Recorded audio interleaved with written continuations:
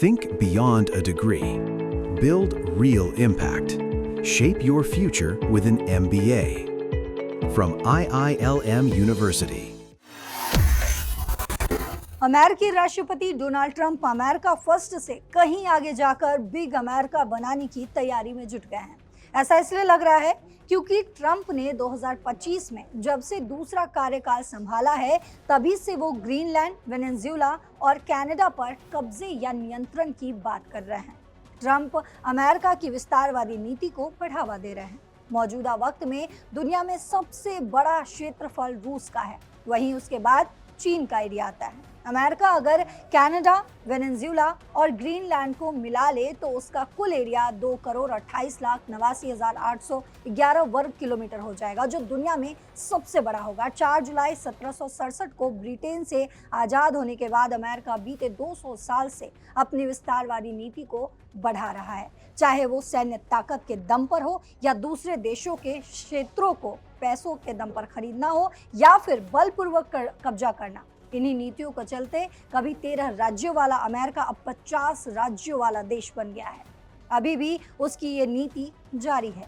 Donald Trump Greenland, Venezuela या Canada पर कब्जे या नियंत्रण की बात करके इसी नीति को आगे बढ़ा रहे हैं। लेकिन इस बीच सवाल ये है कि रूस चीन पर ट्रंप की ये जो नई चाल है उससे पुतिन या जिनपिंग कैसे डील करेंगे। तो इस पर ज़्यादा जानकारी के लिए मेरे साथ दैनिक जागरण के वरिष्ठ पत्रकार नीलू रंजन सर जुड़े हैं। सर, आपसे समझना चाहेंगे कि अब जिस तरीके से डोनाल्ड ट्रंप की नज़रें वेनेजुएला, डेनमार्क और तमाम जो जगह है उस पर पड़ने लगी है, इससे जो है चीन और रूस कैसे डील करेगा, या फिर अगर हम भारत के भी एंगल से समझना चाहें तो ये कैसे डील करें, क्योंकि ये बहुत बड़ी परेशानी कहीं ना कहीं हम देखें तो बनकर उभरने वाली है भविष्य में। ये जो ट्रंप जो ग्रीनलैंड को लेना चाह रहे हैं, वेनेजुएला का जो खुद उन्होंने अपने आप को कार्यवाहक राष्ट्रपति घोषित कर दिया, कहा कि मैं कार्यकारी राष्ट्रपति मैं ही हूँ। और अगर उसमें कनाडा की बात भी हो रही है, वैसे कनाडा के राष्ट्रपति ने तो इतना हड़काया कि आप सोच नहीं सकते हैं कि वो जो अभी दावोस में जो चल रहा है वर्ल्ड इकोनॉमिक फोरम, उसमें खैर वो उसके पीछे अमेरिका से ही बात आ रही है कि ये सिर्फ तेल के लिए, या जैसा वेनेजुएला के लिए कहा गया है कि वहाँ चांदी बड़ी मात्रा में है और चांदी का यूज होता है रॉकेट से लेके सैटेलाइट से लेके जितने इलेक्ट्रॉनिक्स आइटम हैं उसमें, सेमीकंडक्टर्स में, मिलिट्री जो गियर्स बन रहे हैं आजकल बहुत ज़्यादा, मिसाइल वगैरह उसमें बहुत यूज होता है। और उसके लिए था, कुछ लोग तेल के लिए कहते हैं। जो ग्रीनलैंड की बात है, अमेरिका कह रहा है कि हम तो केवल सुरक्षा के लिए उसको कर रहे हैं, क्योंकि वहाँ चीन का और रूस का प्रभुत्व बढ़ रहा है, उसका कहना है। मतलब ट्रंप का और अमेरिका के जो रणनीतिकार हैं वो यही दबाव दे रहे हैं। और भले उसने कार्रवाई की बात नहीं की हो, ट्रंप ने जो टैरिफ की धमकी थी उसे भी पीछे हटने का संकेत दे दिया हो, लेकिन वो दावा नहीं छोड़ा है। और वो ट्रंप का ये है कि भाई वो हमारे लिए उपलब्ध है नाटो के सदस्य के रूप में, वहाँ जितने सैनिक चाहें, जो भी चाहें वो तैयार हैं। और यूरोप कह रहा है, नाटो के दूसरे देश भी कह रहे हैं कि भाई हम जो है वो उसको आप जैसे सुरक्षा करना चाहो कर लो, हम आपके साथ हैं, लेने की बात मत करो। लेकिन ट्रंप कहते हैं कि नहीं, हमें वो चाहिए। और कनाडा के लिए भी कह दिया है कि हमारा 51वां जो है 51st स्टेट जो है बनेगा, 50 राज्य हैं वहाँ पे, तो 51वां राज्य जो है वो कनाडा होगा। और वो दवा भी नहीं छोड़ा है, वो चल रहा है। वो कनाडा के अपना वो चीन से भी बात कर रहे हैं, भारत से कर रहे हैं, वो अपनी सॉवरेनिटी को बचाने की कोशिश कर रहे हैं।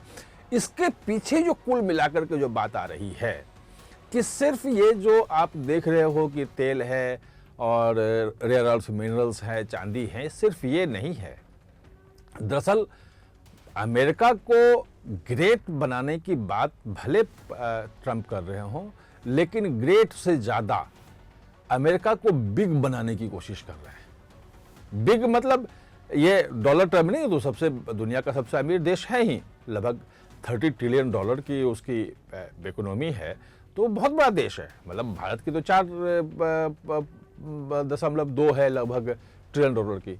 तो वहाँ वो तो है ही है। क्या कि अगर क्षेत्रफल के हिसाब से देखेंगे तो दो बड़े देशों से वो पिछड़ जाता है।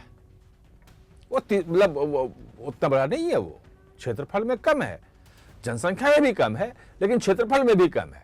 जनसंख्या भी लगभग 33 करोड़ के आसपास है। वो ट्रंप जो अमेरिका से ही बात आ रही है, वही लोग चर्चा कर रहे हैं, वहीं के कूटनीतिक बता रहे हैं कि दरअसल ट्रंप की इच्छा ये है कि अमेरिका दुनिया का सबसे अमीर ही नहीं, सबसे बड़ा देश भी बन जाए, जो कि अभी अगर आप देखेंगे तो 1,97,98,242, यानी कि सीधे सीधे देख लें तो 1,70,00,000 वर्ग किलोमीटर का इलाका जो है वो रूस का है।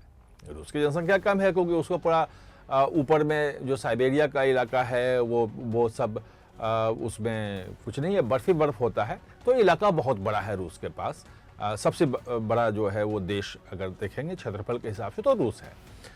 दूसरे नंबर पे जो आ जाता है वो चीन आता है, क्योंकि चीन के पास 95 लाख वर्ग किलोमीटर से ज़्यादा का क्षेत्रफल है, जमीन है उसके पास, वो तो उतने में चीन है। वो अमेरिका जो मौजूदा है यूएसए, वो लगभग 91,47,000 के आसपास वर्ग किलोमीटर का इलाका उसका है, तो तीसरे नंबर पे है। उसके बाद है, अब लोग ये कह रहे हैं कि अगर वेनेजुएला को अमेरिका में शामिल कर ले, कनाडा को कर ले और ग्रीनलैंड को कर ले, ये तीन अगर कर लेता है, जिस तीनों पे उन्होंने हाथ रख दिया है ट्रंप ने, और ये तीनों अगर आ जाता है तो अमेरिका का जो कुल क्षेत्रफल हो जाएगा वो 2,28,29,00,000 के आसपास हो जाएगा, यानी कि रूस से भी बड़ा देश होगा क्षेत्रफल के मामले में, चीन से भी तो बहुत बड़ा हो जाएगा।